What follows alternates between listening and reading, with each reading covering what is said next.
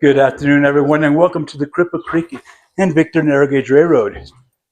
My name is David. I'll be your engineer today. Gentleman walking around, he's going to be collecting your tickets. He is our conductor. All right, folks, today we're going to be riding in a number 2 engine. The number 2 engine is the Henschel. The Henschel was built in Germany back in 1936. She is coal-fueled and steam-powered and rides on a 2-foot narrow gauge railroad track, like the one you see right here next to us. Today we'll be riding on the original Midland Terminal Railroad bed that was in service from 1894 until 1946. If y'all take a look at that building right behind us there, that building was the original depot building for the town of Anaconda back in 1894. Then in 1912 it was moved over to Bull Hill, where it sat at an elevation of 10,000 feet. And then in 1968 it was moved right where you see her now, where she served as our gift shop and our ticket office ever since. Now, if you look towards the engine on the right-hand side and down, you'll see a big green car down there. That big green car is one of the original passenger cars of the Midland Terminal Railroad. It now serves as part of our district museum. All right, folks, we're going to be getting on the railroad here in a couple minutes. Just a couple favors I ask of you. One, please stay seated while the ride is in motion. We do get a bit shaky out there, but we do make 3 stops, so you got time to get up, move around, take some pictures. Second, please keep your head, hands, feet, toes, kids, pets, anything you love inside the car at all times. And number 3, please, no smoking, because I guarantee you the Henschel here will be doing plenty of smoking for us all. All right, folks, as soon as the station gives us clearance, we'll head out of here.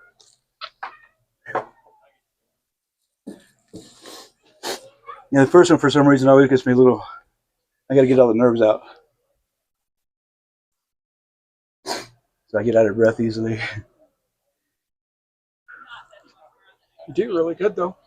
Appreciate it.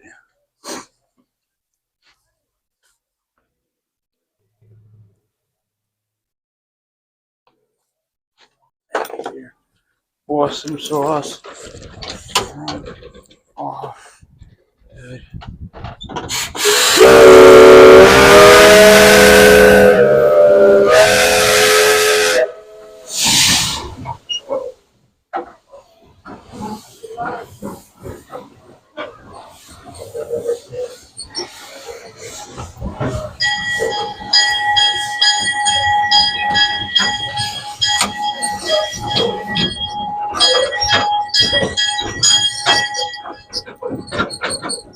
Good morning, everyone.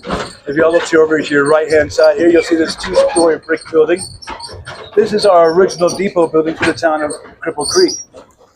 The bottom floor served as the depot, while the top floor served as the depot master's home. It now serves as our station, as our district museum. If you want to know anything extra about Cripple Creek or the gold mines here, I suggest taking a look at that museum. All right, folks, I'll talk to you a little bit more on top of the grade. For now, enjoy the views.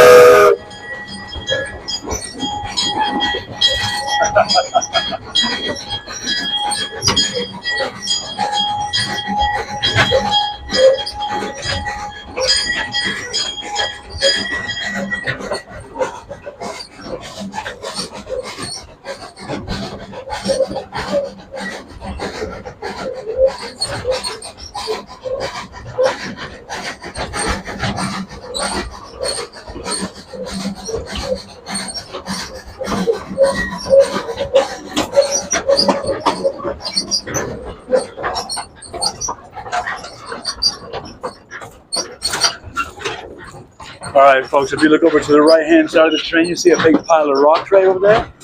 That right there is the Yellowbird mine. And you look over to the, oh, can't hear me back there, can they? Can you hear me? Can you hear me back there?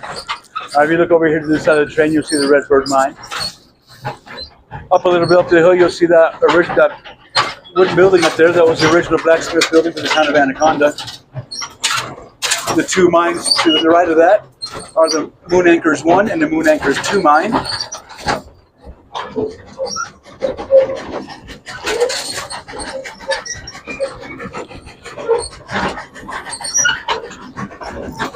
And the mine coming up on the left here next to the tracks, that's the Eve Older King mine.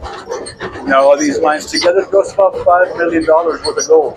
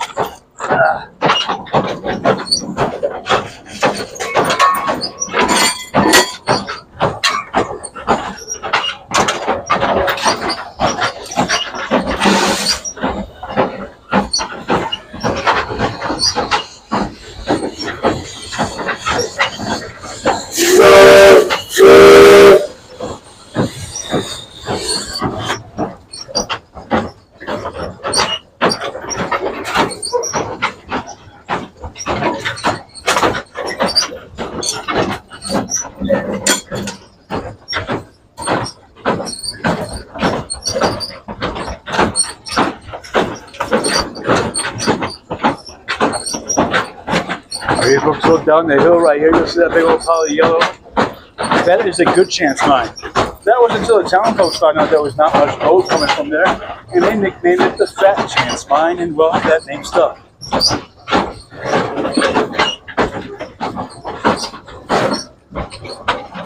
you look over to the left hand, you see this hill going up right here. You see some wooden chutes coming towards us right there. Right there is the Pointer Mine. Now the Pointer Mine made around $3 million. Now folks, I'm telling you how much money these mines made. I am telling you the money was back then at $20 an ounce. Gold is now at $4,500 an ounce. So that $3 million mine would now be considered a $600 million mine.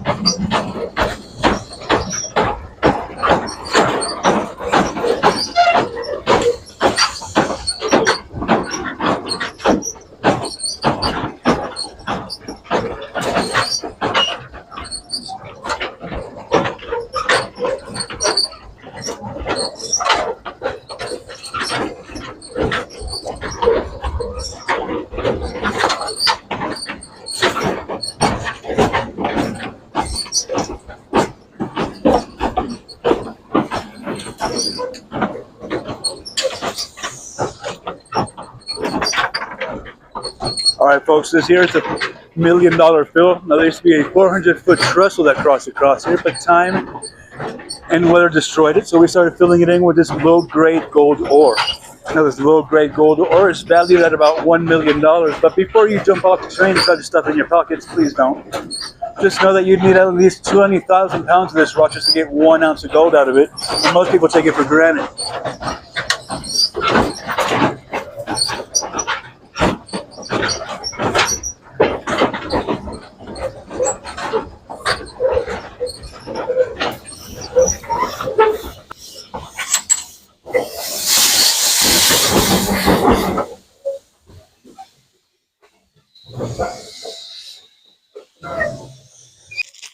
All right, welcome to our first stop. If your ticket says Echo Valley, this is where you get off. No one believes my Disney fingers anymore. All right, let me show you exactly why they call this Echo Valley.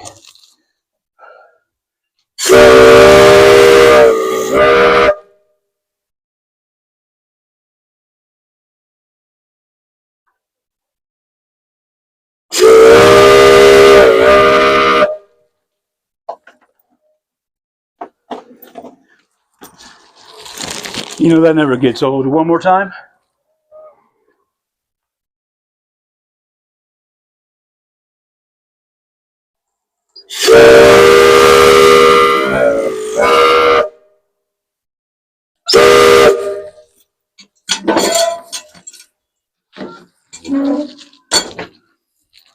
That whistle can actually be heard for about 10 miles up and down this valley. At one time, during the gold rush days, these old steam whistles were used to signal for breaks, shift changes, as well as emergencies, and you can hear why. The thing is loud. All right, folks, if you look way out there, you'll see that far out range of mountains way out there, the one with a little snow still on them. Those are the Sangre de Cristo Mountains. Now, when the Spanish explorers found those mountains there, they saw that at sunset they get this really pretty red glow around them, and that red glow reminded them of the blood of Christ, which translates in Spanish into Sangre de Cristo. If y'all look right across from me, you see that hill right there with the brown rock all over it. That's actually the El Paso mine. Now, the El Paso mine is as deep as the Empire State Building is tall. There's also about 30 miles of tunnels that go on below that mine. They're all interconnected with a narrow gauge railroad like the one we're riding on now. At one time, you can actually walk from Cripple Creek all the way to Victor. Now, that mine closed down in the 40s due to World War II, along with a lot of the other mines up here. But it did get to reopen back in the 60s for a short while, doing mine tours.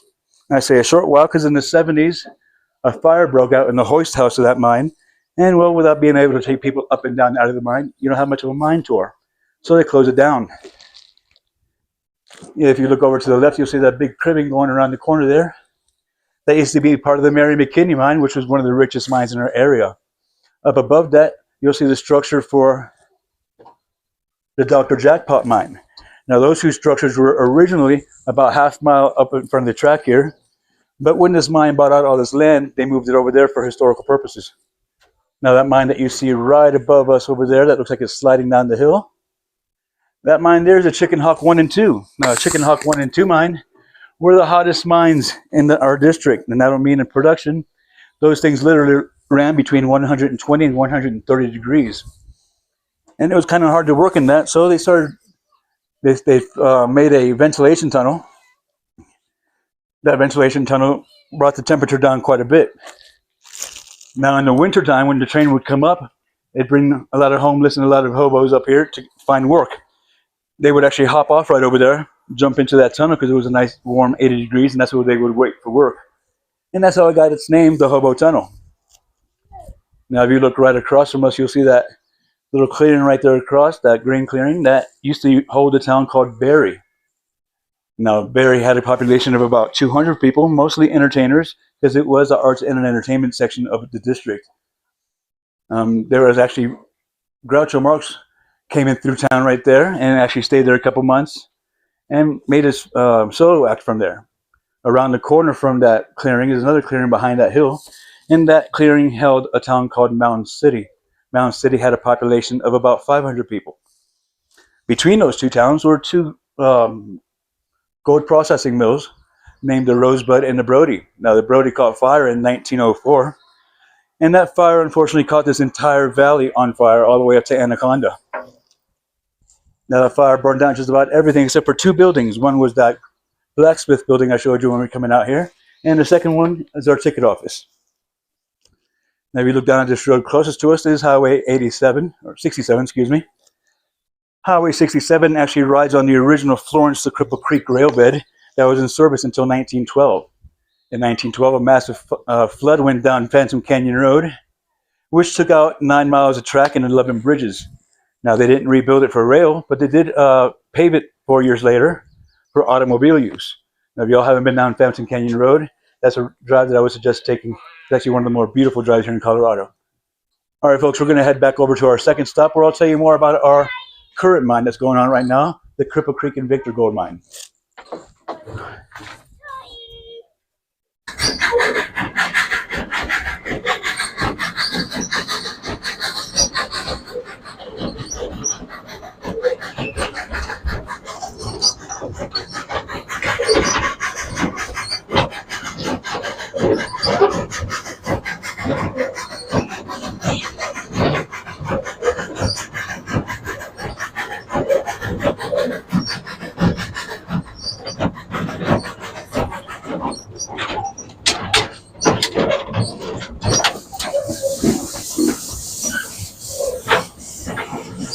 Our second stop.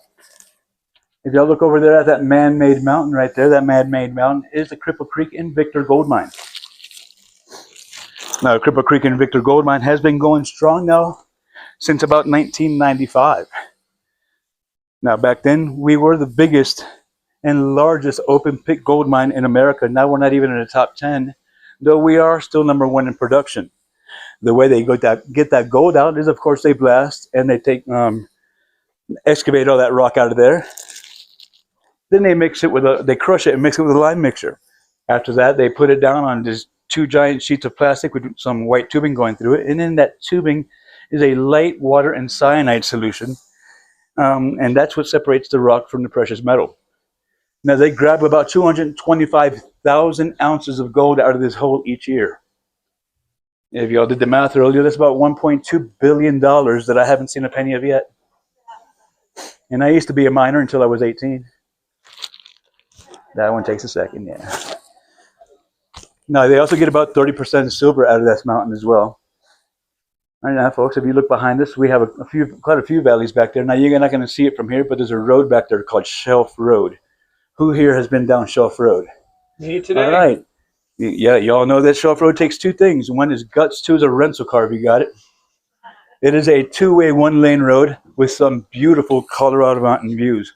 Now, one time it was used as a railroad to get people from Canyon City to Cripple Creek. They'd actually charge them 50 cents to get on a train down there, and we'd charge them $0.25 to get off up here. Being entrepreneurs that we are. And it was also used by the Pony Express at one time. At that time, they used 4 horses in a carriage and got our mail up here 30 miles in 1 day. Now, they got trains and planes and cars, and it takes 5 days. Please make that make sense. All right, folks, if you look ahead of the train on the left right here, you're going to see a concrete pad up there. There's probably one back there. You can probably see it. Nope, when we're parked here. You'll definitely see it on the way out. A couple concrete pads. And those are the covers of the World's Mine that we're over right now, the World's Fair Mine. Now, the World's Fair Mine, the only 2 things we know about it is, 1, it's as big as you see this clearing to be. And 2, it's about 1,500 feet, so we keep those caps right where they are so we don't fall in. All right, folks, we're going to head back down to Cripple Creek now. I'll talk to you a little bit more on the way down.